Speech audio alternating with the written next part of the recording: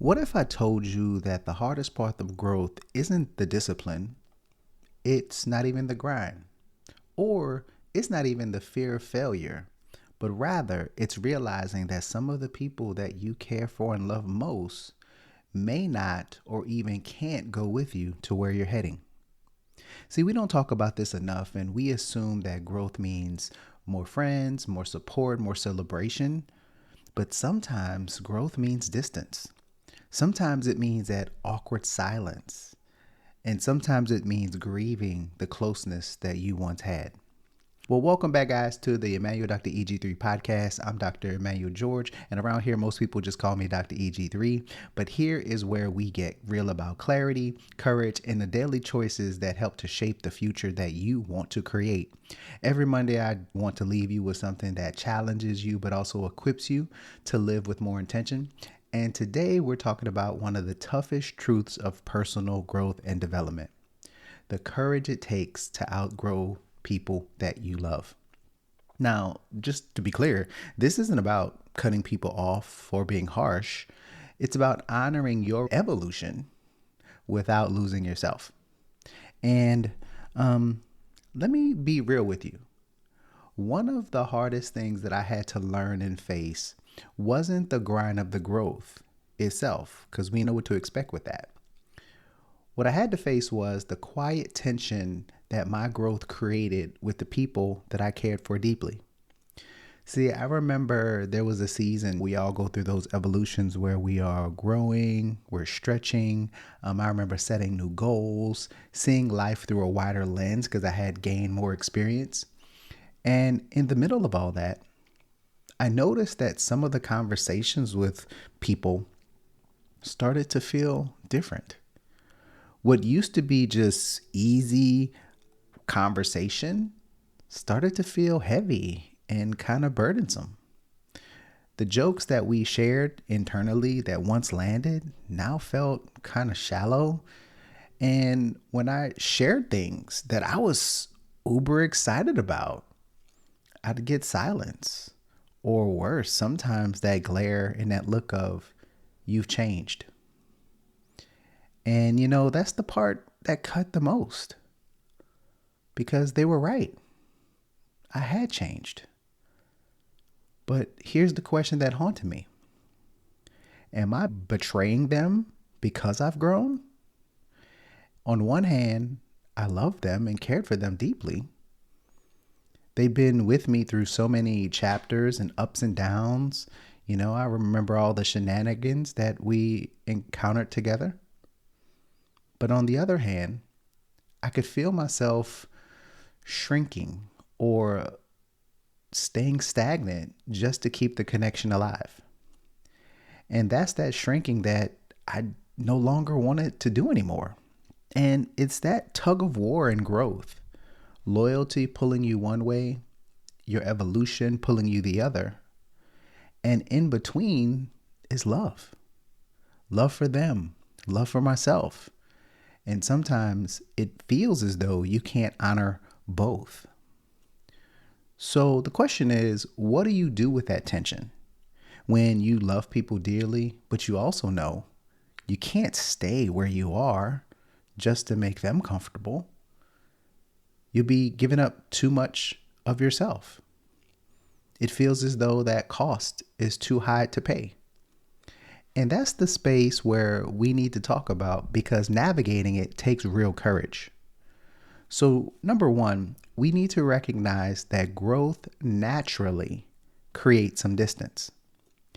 Here's the thing: when you start growing, it's natural for distance to show up. You're changing rhythms, seeing life through new lenses, and not everyone around you is ready for that shift.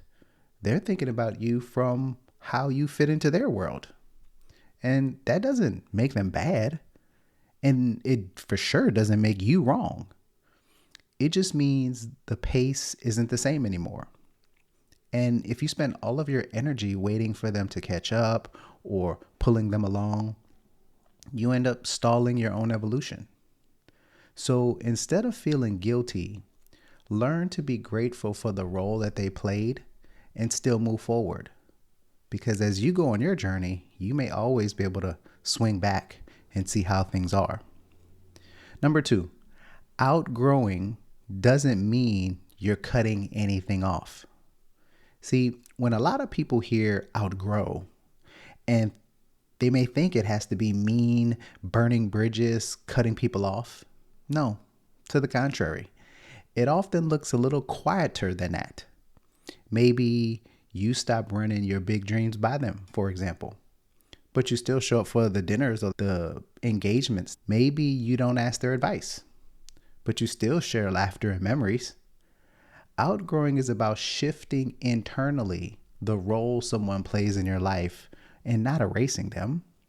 See, the love stays, it just evolves like you and just may take a different shape.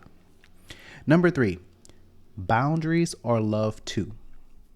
Now, this is a big topic, boundaries. I know that word feels heavy, but boundaries aren't walls, they're just really clarity. Boundaries are the definitions that you set up that allow and inform people on how to engage with you.